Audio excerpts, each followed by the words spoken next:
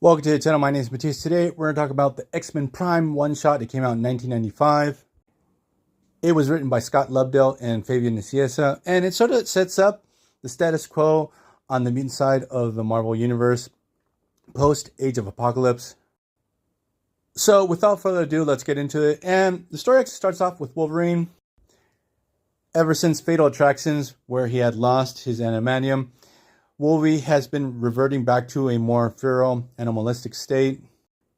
He has had a lot of friction with Charles Xavier during this time because Charles had given Victor Creed a second chance. He wanted to reform him. He was living at the mansion. Logan was just not having it, and Sabretooth would provoke Wolverine every time he could.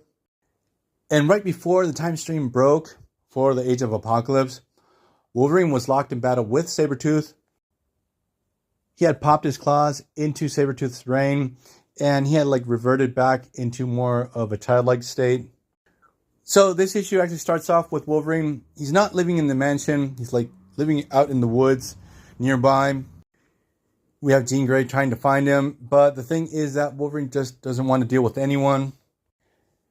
Now, things are going to get weird for Wolverine during this time because he's going to be captured by the Dark Riders, and they're going to try to give him back his adamantium skeleton, but things are going to go wrong.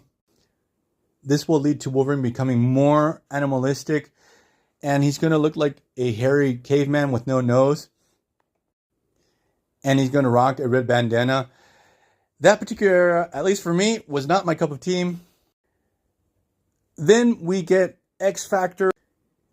Things go south on a mission, and they sort of cross paths with a secret government operative, or a program actually, which would be like this Hound program. This will sow the seeds of doubt of the members of X-Factor in working with the government in the first place. Now, this particular era of X-Factor, I really didn't like it. Right before the break in time with Age of Apocalypse, Strong Guy had died. Actually, he didn't die, but he was in this comatose state.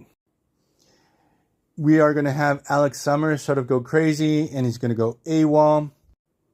And he's going to join the Brotherhood of Evil Mutants, at least the lineup with the Dark Beast. Now, talking about Dark Beast, we have this whole situation in the X-Mansion where Bishop flips out when he sees Beast. Tries to kill him. Very much like the Jim Lee era X-Men, when Bishop really didn't like Gambit. He thought he was going to betray the X-Men. Now it's Beast. But it's so weird. Bishop has been on the X-Men for a real long time. I'm pretty sure they crossed paths many times prior to this. They are hinting at the fact that further down the line, Dark Beast, who has found his way into the main Marvel Universe, is going to kidnap the 616 Beast.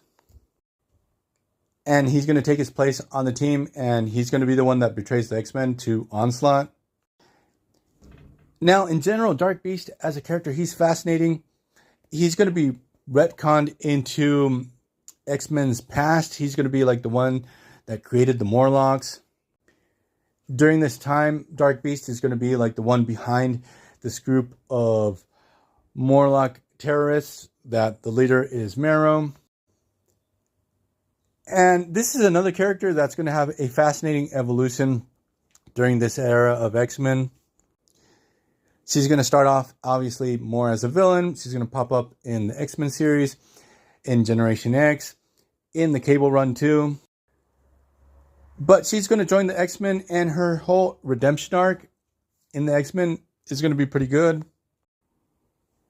We also have the arrival of X-Man Nate Gray into the main Marvel Universe. And he's going to have an okay ongoing series. It's Marvel didn't know what to do with the character. Then we have the members of X-Force who are training in Murder World. They had taken up residence there, but Arcade wanted them out. He blows up the place. And this will lead to X-Force actually going back to the X-Mansion. They are not going to be this renegade group. They're going to be back in the fold with the X-Men. This particular era of X-Force, I really loved. I loved those purple costumes too.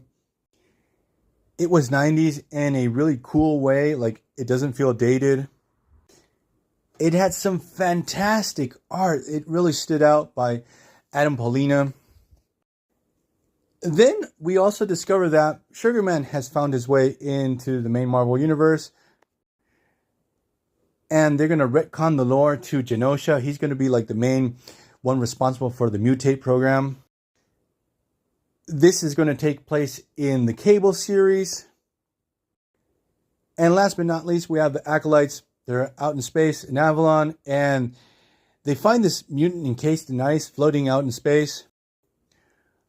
Unknown to them, this rescue mission is going to go south. It's going to be real bad news because when they thaw that guy out, it's Holocaust/Nemesis, another refugee from the Age of Apocalypse, and he's going to destroy Avalon. So I'm going to leave this video here. I hope you guys liked it. See you guys next time. Bye.